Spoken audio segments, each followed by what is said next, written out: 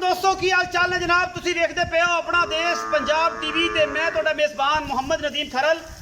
सब तो पहले अपने चैनल करना सबसक्राइब ते बेल आइकन ते क्लिक करना है। एक अच्छी ते बेहतरीन वीडियो का नोटिफिकेशन हमेशा ही तरह तुहानू मिलता रहे तुसी देखते रहो। आज तुहाडे वास्ते नीली दे कैसा ब्रांड लैके हाजिर होया तुहाडा वीर नदीम खरल खरल डेयरी फार्म तो। अल्लाह दे फजल नाल ये जनाब झोटी दूजा सवा सोन नू तैयार है। इंशाअल्लाह मेले लाई फिरदी है गल्लां नाल नहीं, खास नीली बार जनाब झोटी अपना देश पंजाब टीवी की बनी है जीनत। इंशाअल्लाह शिकारी शौकीन ते खूबसूरत हीरियां दे जवारी और जनाब सोने नू वेखण वाले सुनहरे जिहड़े ने वो वेखणगे। इनू ये जनाब बोली झोटी है, सफेद चिट्टी अख माण की अख भी इनू कहंदे ने, बिल्ली अख है माशाल्लाह बड़ी खूबसूरत और चंगिया लामा वाली जनाब झोटी अपना देश पंजाब टीवी की जीनत बन लगी है। कैमरामैन साहब को रिक्वेस्ट करांगे कि जनाब झोटी विखाण। ये जनाब झोटी तुहाडे सामने लैके हाजिर होया। अल्लाह के फजल नाल झोटी नू पूरे नखरे ने, पूरी बॉडी है, पूरा पुट्ठा हड्डियां और माशाल्लाह बड़ी खूबसूरत सार दा डोडा चक्की फिरदी है। लेने देने हमेशा की तरह मुकद्दर ने और अपना देश पंजाब टीवी की जीनत ये जनाब नीली की शहजादी बनन लगी है। बाकी लेने देने मुकद्दर होंदे ने। ते जनाब तुहाडे सामने रोगो रोग दा सोना थान, पिछले पैर जनाब सफेद ने, पूछी सारी सफेद है। ये झोटी खास नीली बार दी है, इहदे च कोई शक शुबा नहीं किसी तरह का। मैं दी नस्ल का तुहाडे सामने अल्लाह का फजल है। मैं ते जोबन पूरे ने, पूरी रत पेते और जनाब माशाल्लाह सार चक्की फिरदी है। 4-5 दिन 6 दिन अजे मैं नहीं सुनती। बाकी जनाब लेने देने हमेशा की तरह मुकद्दर और जनाब नीली बार का तोहफा अपना देश पंजाब टीवी की जीनत बनता पे है। बाकी ये जनाब कच के खिडावने ने, इंशाअल्लाह ये तुसी वेखने ने और तुहाडे यारां ने तुहानू शौक कराना है कि जनाब ये मझ तुहाडे सामने लैके हाजिर होए हैं। बाकी ये जनाब केडी चंगी है केडी माड़ी है, हुसन किन्ना है, दुनी कौली का बिल्कुल निशान नहीं। अगले पैर किड्डे सुथरे, पिछले पैर भी ओडे सुथरे। मैनू पट चंगा, मैनू टाका खुड्डा पुट्ठा नुकरा पूरियां और माशाल्लाह पूरी सुथरी मैं नीली बार दी, कोई तुनी कौली का निशान नहीं। गज लम्मी धौन, चिट्टियां सफेद अखां, कतरी कतरी मैनू सिर, गिट गिट करना च पशम, खास नीली बार दी खरल डेयरी फार्म तो अल्लाह के फजल नाल लैके हाजिर होए हैं। ये जनाब सारे मामला तुहाडे सामने ने, कोई कमी कुताई किसी पासों मैं विच नहीं। बाकी मैं खास नीली बार दी कोई शक शुबा होवे किसी सज्जन नूं वो जनाब कर सकता है गल्लां। असी जनाब गणियां नहीं करनियां, थोड़ियां ही करनियां ने। अंजमा रंगा लम्मा परांदा जनाब सुट पे तुरदी है तो शकीनां दे दिलां दे विच जनाब ठा ठा होण लग पैंदी है। बाकी लेने देने मुकद्दर ने, चारे थण सफेद ने, रब का निज़ाम है। पिछले पैर चिट्टे, कुदरती चिट्टी है जनाब, क्रीम लांदी रही है फेरन लवली मूँह के उपों। बाकी सोहनी हो गई है ये जनाब मीरा वर्गी। पिछे कट्टा नहीं विखाना यार, कट्टा घर का रखा हुआ है, वो कट्टा ना किते विखा दी। 5 कल्याण कट्टा है, ये शौक नाल असीं रखा है घर में।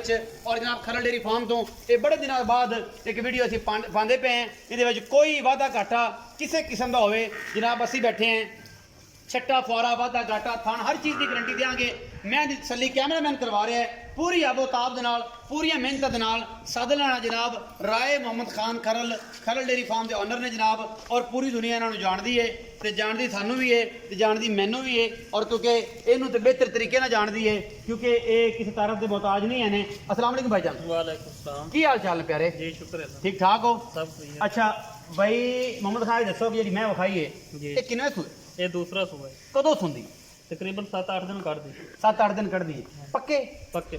कोई वादा करा 2-3 दिन का हो सकता है क्योंकि मैं रजी पुजी हुई है तो पता नहीं चलता कि अगर इतने खड़ी होवे तो फिर 7-8 दिन पक्के। अच्छा। अगर ये वेख के सफर च जाती रहे फिर 1-2 दिन घटा सकती है, घटा बता सकती है। हाँ। क्योंकि 5 से 7 दिन पक्के ने, अल्लाह का निज़ाम है 2-3 दिन का वादा घाटा भी हाँ। हो सकता है, जरूरी है।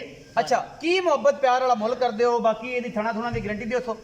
बिल्कुल जी, थणा की गारंटी है अपनी। हाँ जी, तसल्ली करके भी कोई भरा इत्थे आ जाए तो तसल्ली कर लवे, नहीं तो अगे जाके भी कोई फल्ट थणा दे विच होवे, छट्टा फुआर गंढ मरोड़ी थण बंद होवे, वो अपनी जिम्मेदारी, वो जिम्मेदारी है। बाकी जनाब लेने देने दुध पुत्र नसीब वो नसीब है। ये देवे जी 37 किलो, ये देवे जी 11 किलो, ये देवे जी 42 किलो, ये देवे जनाब मेट्रो वर्गा 54 किलो। तो जनाब ये तुहाडे बख्तां दी गल है, असीं थणा दी गारंटी देनी है। अं नाकू ना नाकू मिला के रेशम रंगे थण देने ने इंशाअल्लाह। बाकी अगर कोई सज्जन चाहता हो कि जनाब असीं इनू चो के ले जाना है, वो बयाना कर लवे, अगर क्लीयर होवे ਬਿਲਕੁਲ ਤੇ ਆਪਣੇ ਪੈਸੇ ਦੇਵੇ ਤੇ ਲੈ ਜਾਏ, ਨਾ ਹੋਵੇ ਤੇ ਆਪਣਾ ਬਿਆਨਾ ਵਾਪਸ ਲੈ ਲਵੇ, ਪਾਸ ਕਰਾ ਕੇ ਸਵਾ ਕੇ ਲੈ ਜਾਵੇ।